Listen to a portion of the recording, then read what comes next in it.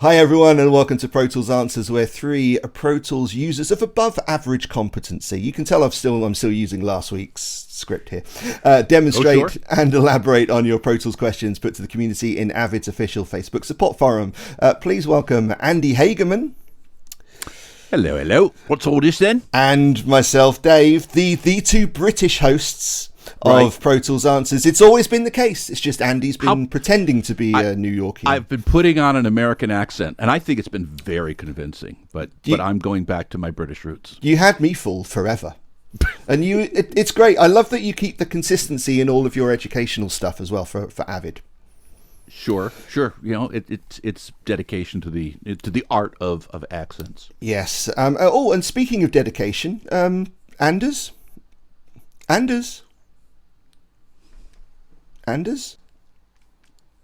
Oh, Anders isn't here today. Oh, and you're calling into question his dedication? I knew you would go there, but no, absolutely not. Here we go. Anders has been called into some lectures this morning, so he's not able to join us. So we miss him dearly. We love him dearly. You should see the guns on that guy, Andy. He does. He's a fit man, right? He's healthy.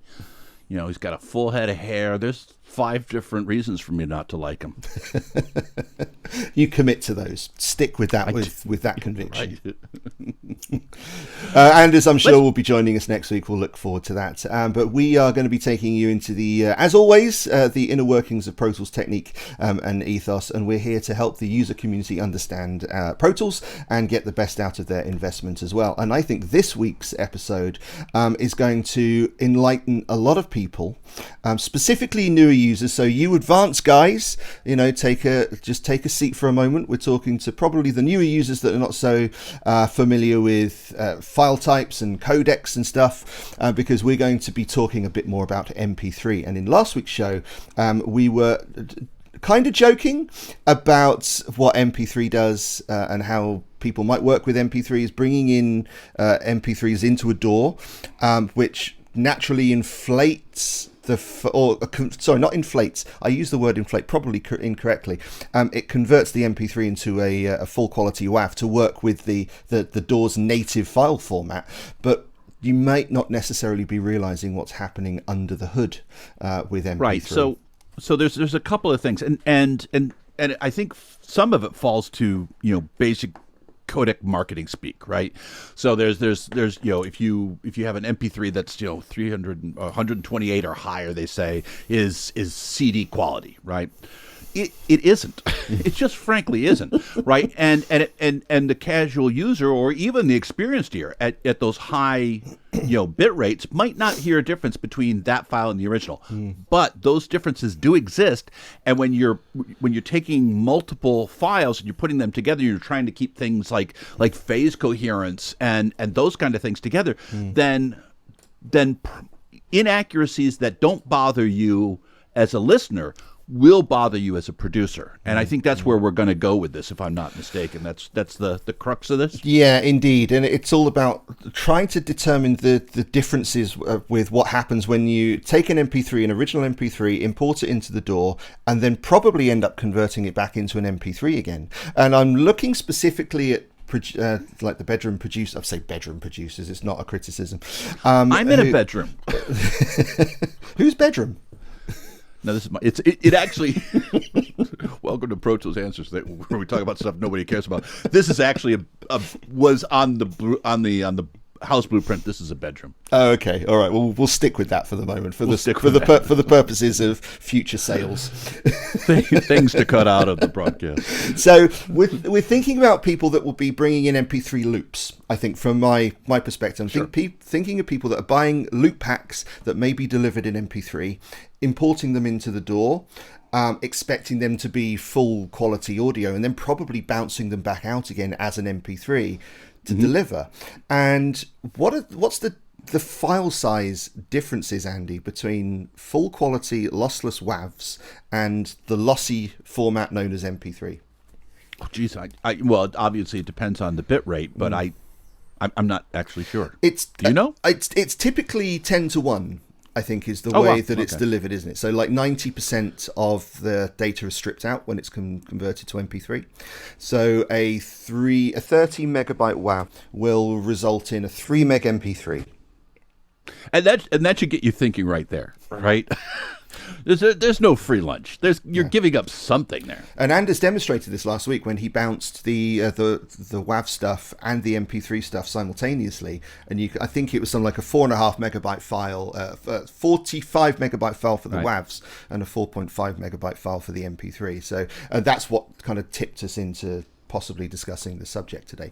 So I've got a full produced track, full mix, and what we're going to do is we're going to listen to a small clip of it, then export it from Pro Tools as an MP3, and then bring it back into Pro Tools again, and then export it and just see what the hell happens. We're going to analyze this thing. So let me share.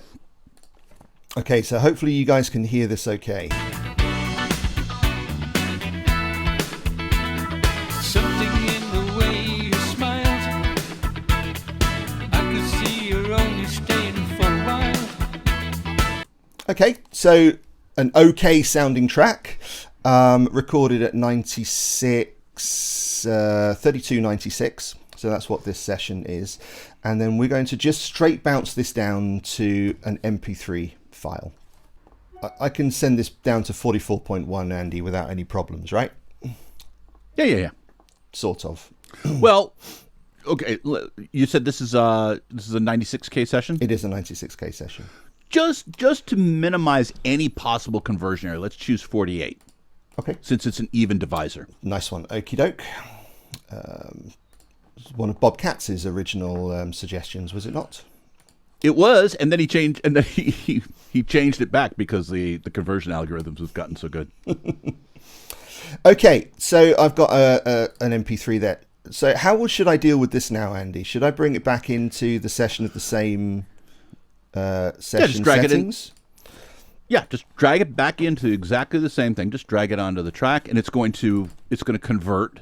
It's obviously the sample rate you can't match because it can't match, and it's going to create a WAV file in the audio file subfolder.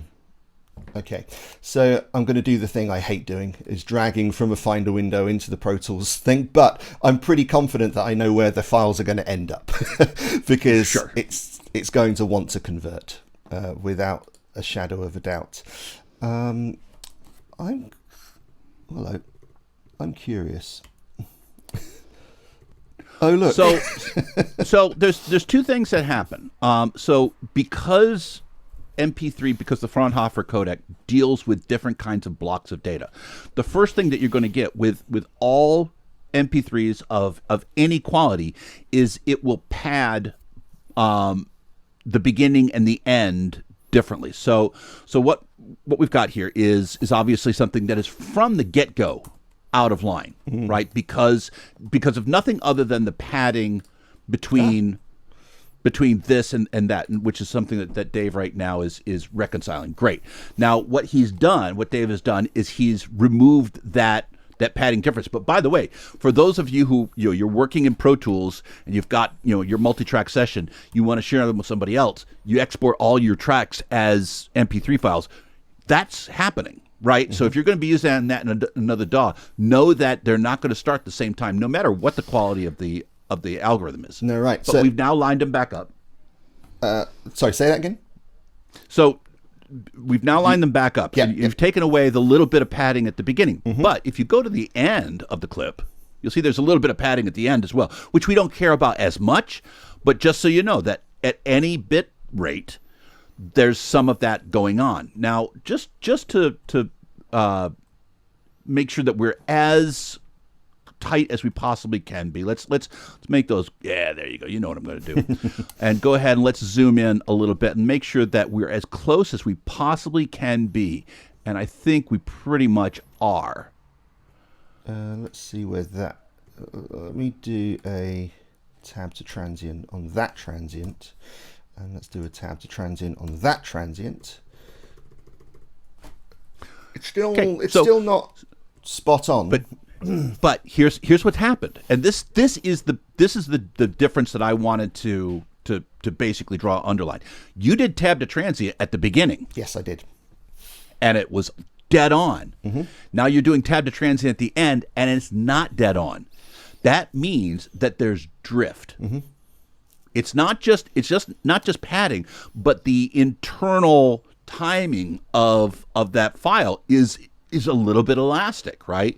And my guess is if you did a tab to transient somewhere in the middle, you get a third difference. There's a very definitive transient right there. Let's latch on to that one. Pop it. Pop that one, and there's going to be a little bit of a difference. See? And it's a different difference. And so now you can't trust it to be coherent. Would you hear that difference if you were listening to it as an end user? No. But does that make a difference when you're working in Pro Tools with multitracks? Absolutely. Do me a favor and go ahead and flip the phase on one of them. Sorry, invert the polarity. Phase flip is not actually accurate. Invert the polarity. Okay, so I'm going to use EQ7 for that. Okay. Sure. And just to make sure that we've got everything happening, can you go up into options and make sure the automatic delay compensation is enabled? Which it is. Great. So there's the plugin itself is not going to cause any additional misalignment. All right. Go ahead and play, and let's see what we can see. Oh, sorry. There you go. We should be hearing nothing.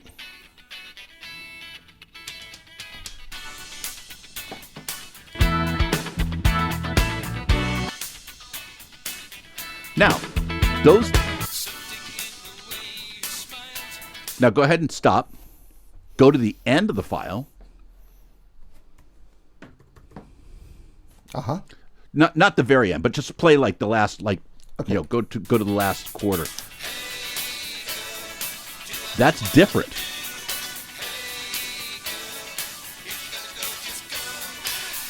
And let's just mute. Do what you wanna do. That's the original. I love you.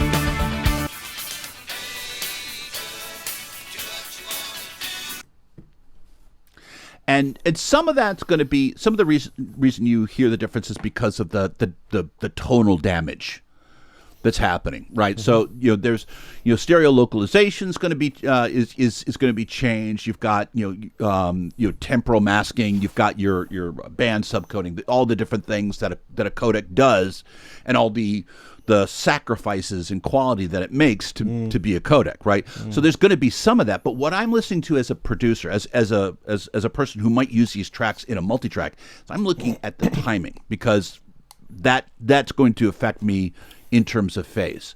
And what I heard was a difference in what I hear at the beginning in terms of what's different, in terms of the timing.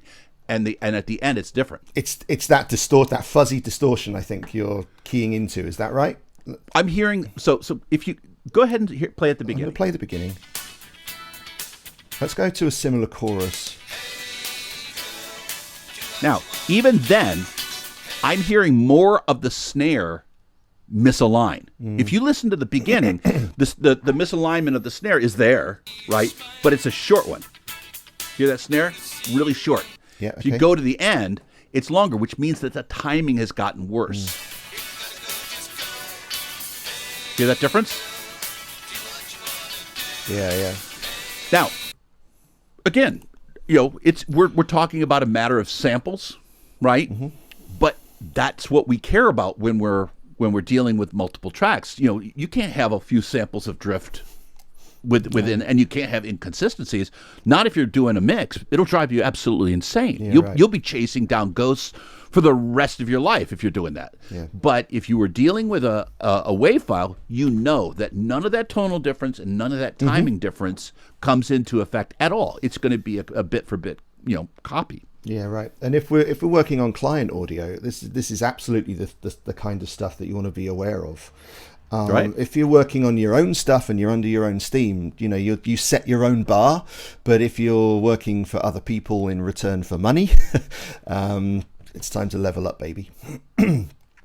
And if you, and I think this is where you're going to go, if you then take that MP3 and bounce it as an MP3. Yes. It's like you're making a copy of a copy. It's going to get my prediction. So is it's going to get much worse. So let's be descriptive about what's happened. So we've imported the MP3 into Pro Tools. Pro Tools has needed to convert that into a WAV because Pro Tools doesn't work with lossless formats, does it? It only works with WAV and AIF. Lossy. So lossless formats. So it's taken our 10% of our original audio file, our original MP3, and then basically wrapped that into a 9632 file, right? That's right. But we still have the same amount of data in there, correct? That's right. Now, before you bounce it, let's remove that polarity inversion. That's a very good. Well, I don't think it would actually matter because I've muted the original one. In fact, I'm going to mute the clip itself just to be sure. But yep, okay. Let's deactivate that. So we'll do the same thing. We'll select the clip as we did before. So it's going to be bouncing the same length. We'll go to bounce mix.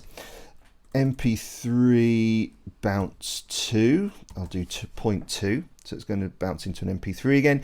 Sticking with 48, Andy? It's the highest we can get, yeah. Okay, so go offline again. 320 kilobits per second.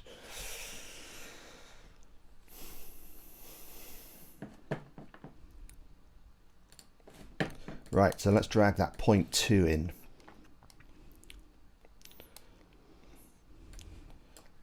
Turn it off of. I can even see that that's a different length. So it's doing some stuff under the hood. There we go. I really don't want to listen to this.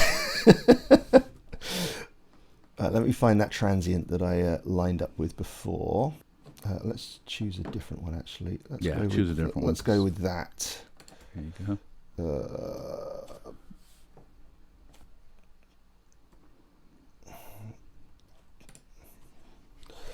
Right, so Now go back to the beginning. Let's see how far that's off.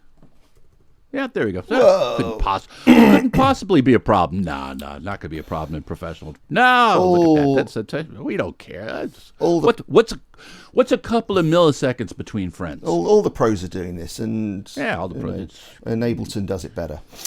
Right, are you ready for this, Andy? Yeah. So let's pop the. Let's just duplicate that EQ onto the bottom track. Mm-hmm. Great. And let's not listen to that middle track. Let's deactivate that one. Okay, so we're just listening to the 0.2. Yep. We're listening to it phase inverted, but that doesn't matter. Polarity inverted, but that doesn't matter.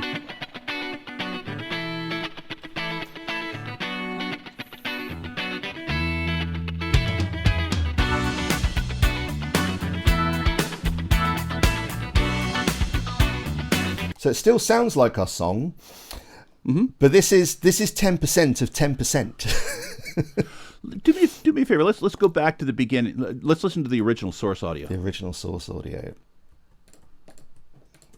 Oh.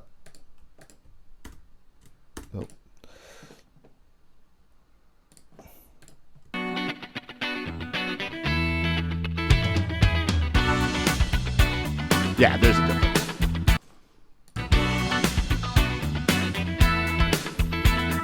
Something in the way I could see you're only staying for a while. It's the way So that's the original. Yep. I could sense something was amiss. It's the way. Certainly a little. Now, is the casual listener going to notice? Probably not, because first of all, they don't have the original to compare against, right? And you've done bounces. Those are both like, did you say what 320 is what those were? 320, yes. Yeah, those are respectably high bit rates for that codec. Completely fine. No issues. Now let's put that phase inverted with the original, and let's hear what we've lost. Okay. The original or the original MP3? The original. No, the original. Let's go with that one. So shall we align up? Well, we should be already, right? Okay. Let's make sure. Because I'm going to assume that they're going to be slightly off a bit, but we'll see. I don't think it moved. No, I think we're okay.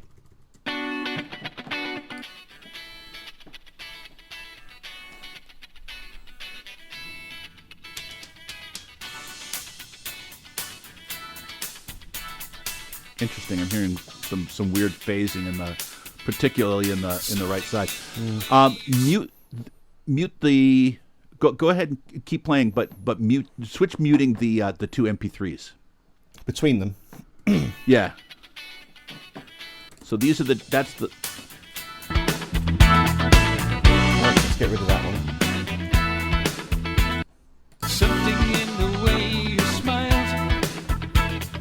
I could see you're only staying for a while. Yeah, there's a little bit of a difference there.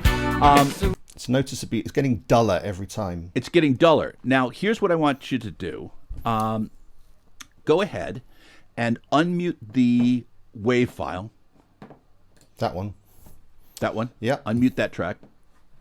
Mute one of the two MP3s, which you've done. Select both of the MP3s, or MP3 tracks. There you go. Now, this is just a cool little A/B trick that you'll do is if you hold down Shift M will toggle between the two. Very cool. And now let's go ahead and change between those two, and let's see if we hear a big difference between the two bounces and the original track.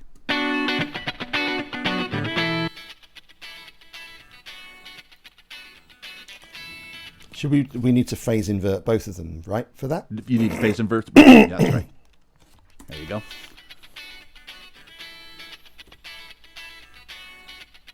little bit of a difference.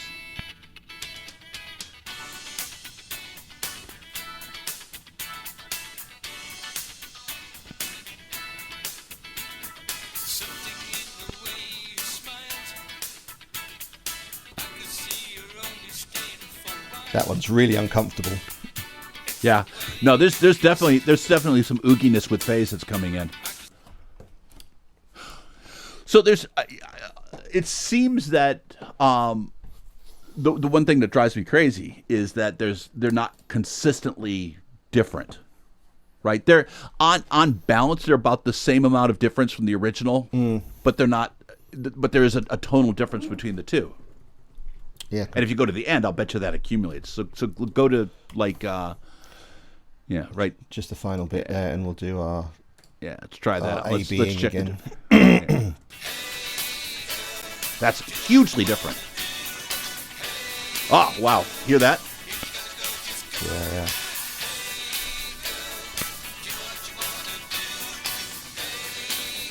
Do you hear that washiness up in the high frequency? That's all the stuff that you've lost. So one of the interesting things that Dave said, and I think he's 100% right, is it's duller, and it gets duller and duller. And what we've proven here is that because we're as aligned as we possibly can be, but in addition to transients not lining up, we're hearing more and more high frequency content, and that's the stuff that doesn't phase invert. So that's high frequency content that was present in the original that is progressively not present in the MP3s, which is what MP3 does, right? That's what it's there for, right? It's designed to make tough choices in order to make files small. That's great, and it's a convenient thing, right? No problem with that.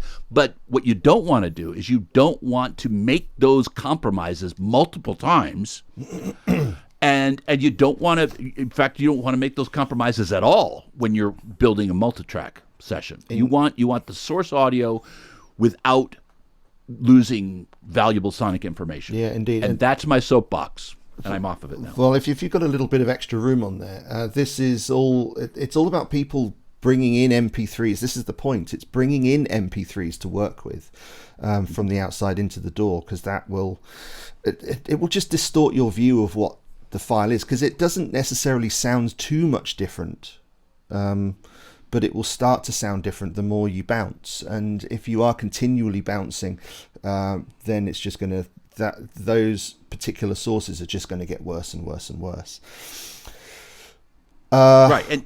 And here's the other thing too, and this, to be honest, for me, doesn't bother me. Bouncing to an MP3 for an evaluation mix, no problem. That's what MP3 is there for. And bouncing and comparing, a final mix with MP3 files, that's the least of my pet peeves. But when you give me a 20-track session and those 20 files are all MP3 files, I know I'm going to, there's no possible way that you can hunt down and fix all of those phase problems because they're not consistent phase problems, right? If you've got, a wave-based session and you record waves and you've got a drum kit and you've got a phase problem, I can deal with that, right? I can invert whatever needs to be inverted. I can do what I need to do to make sure that phase aligns, and knowing that I'm working with, virgin wave files that haven't been converted to MP3, I know that if I fix it in one part of the file, it'll be fixed for the rest because there isn't going to be that temporal drift. But that's not something you can count on with MP3 files. No, indeed. Was there some stuff that you wanted to look at with phase scopes as well? Oh, let's do that just for fun. So one of the things that we really want to do is we love the stereo width. Right, so let's go ahead and put a Lysigou. Go up to the first one. That one. the original track. And do you have the isotope one? Go to isotope elements or imager. It doesn't matter either one. Elements is fine. Elements is a free plugin that you get with Pro Tools, or not. So go ahead and turn off the EQ. There you go. And let's click back. There you go. So now what we've got is you've got a polar look, and go ahead and change that to a Lysigou. There you go. Okay. Perfect. Now let's go ahead and see what kind of width we have. We want our width to be between 0 and 1. You can't, if you go into negative territory with your Lysigou, you've got phase inversion problems. You've got phase cancellation problems.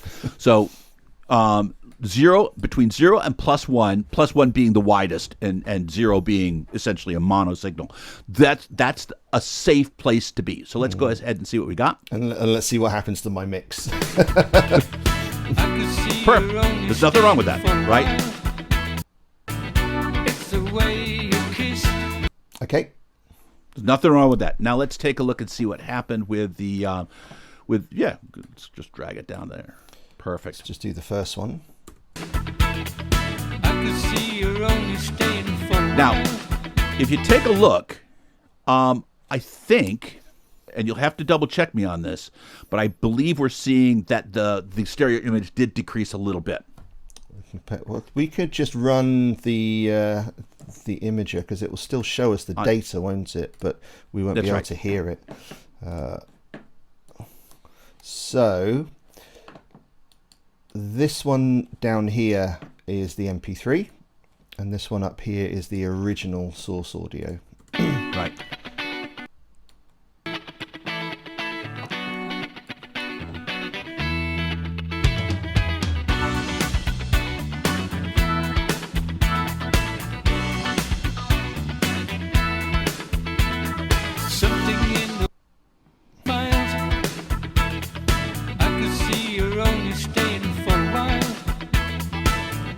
There's a bit more going on in the MP3. You could see that the ball's bouncing a little bit more in the MP3.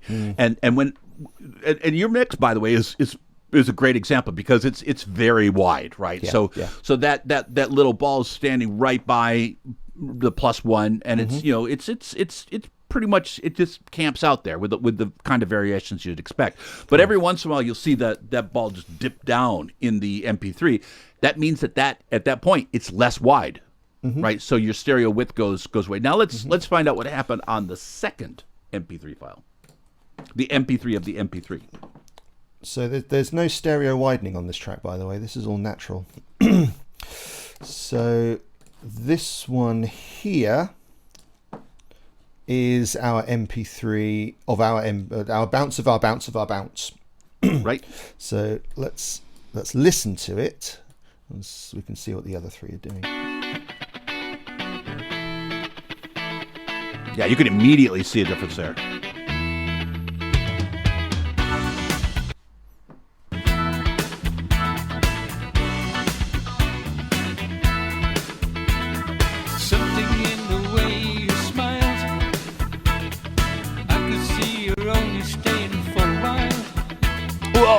See that? There's a lot more variation there. Yeah, right. And and we, when we're working hard, we're working at 3:00 in the morning. We've got our eyes on perfection, right? Don't make these compromises.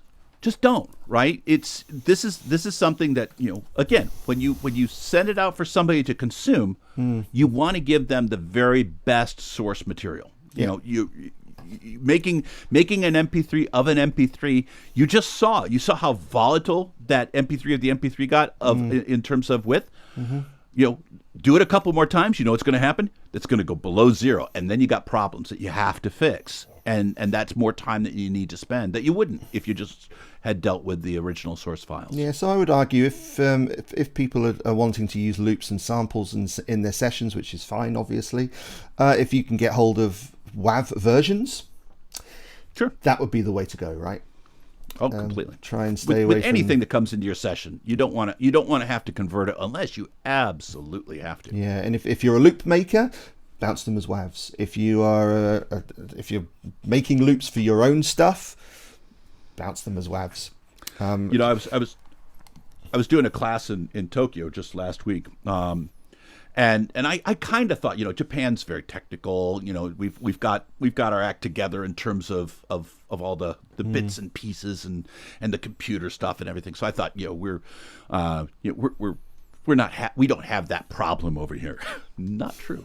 Apparently not true, because I said, every once in a while, at least in some parts of the world, we get these mixes, stems of stems as MP3 files, and I just saw a whole room go, oh yeah, yeah, we get that. And it's a problem. And all no professional wants to get MP3 stems. Don't do it to us. No. Or MP3s to master. Oh, come on. Because an MP3 is technically already mastered. It's a distribution format.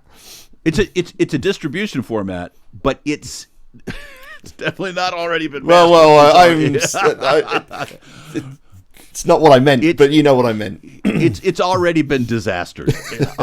Disastered. It's already been disastered. Professional disastering. Yes. Excellent. Actually, one thing I wanted to add to your reasons to use MP3s, deliverable as a test mix and whatnot. Sure. What do you reckon about giving out MP3s to clients as test mixes? I do it all the time.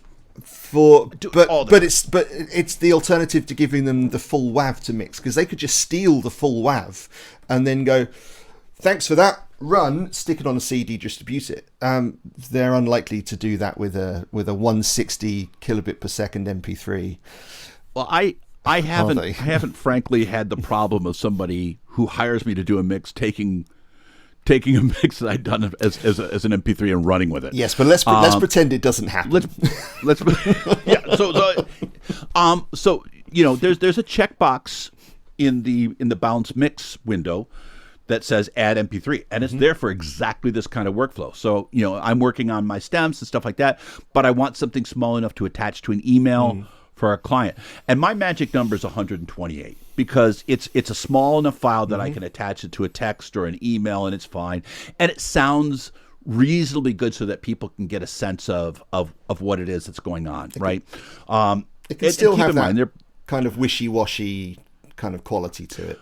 Well, nobody's going to consider 128 worthy of professional distribution. Famous last words, right? But, and I'm sure there's some of them that they sound perfectly fine. And if you're going to run with it, run with it.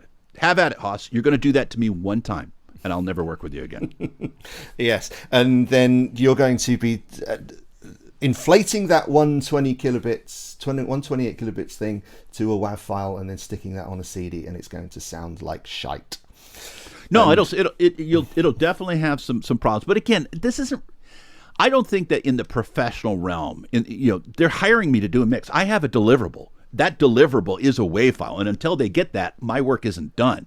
So I can give them all the MP3s I want, and I know they're not going to use it because I still owe them that WAV, right? So at least in my experience, even when I was coming up, people weren't running with MP3s, and doing anything with them, and I think for an evaluation mix, that's completely the appropriate use of an MP3.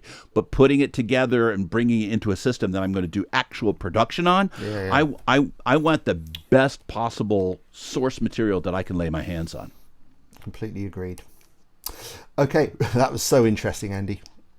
Oh, thank you. That was great. That was great. And I maintained my my Midwest / New York / American accent through the entire thing. But now I'm going to give back, Governor, to my native tongue, which has apparently turned Australian. But an Australian pirate. You were doing great. I was about to ask you to read the outro in that voice. You totally should. Can you maintain it for that long? No, I can't maintain a straight face at this point. All right, we should probably cut it off there then.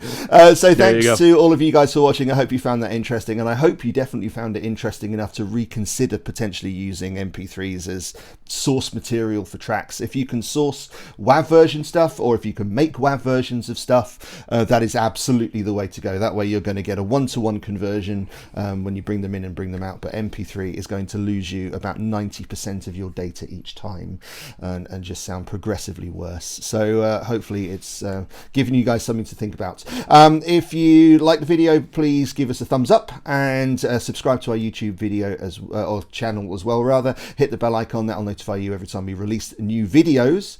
And if you head over to ProToolsAnswers.com, you can subscribe over there, and you can also subscribe to our Pro Tools Answers Inner Circle as well. That will give you exclusive access to Anders. Hey, I was on the last one too. Oh, were you really? Awesome. Yeah, I jumped in. Oh man, I totally missed it. I was on stage up north. I was hoping to drop in, but our stage times were a little later than I was expecting. So I was sad that I missed it. Musician. Okay, well, it gives them access to Anders and you occasionally. Ideally, I'll be there as well. I mean, it's very rare that I'm gigging on a Sunday. Although the masterclass schedules aren't always Sundays. Anders has scheduled them kind of across the week to make them easy for a multitude of people and time zones and things. So who knows? It's always potluck as to which Pro Tools Answer host you're going to get. Anyway, so you can subscribe to our Pro Tools Answers Inner Circle over there. There's the Masterclasses, and there's our closed community of Pro Tools enthusiasts as well, and they're really taking it to heart and making it their own. The Discord place is a really wonderful place to hang out these days. So thank you very much to Andy. You bet. Thank you very much to Dave. You're welcome. And Well, there you go. This is Pro Tools Answers, and we'll see you next time, and we're out.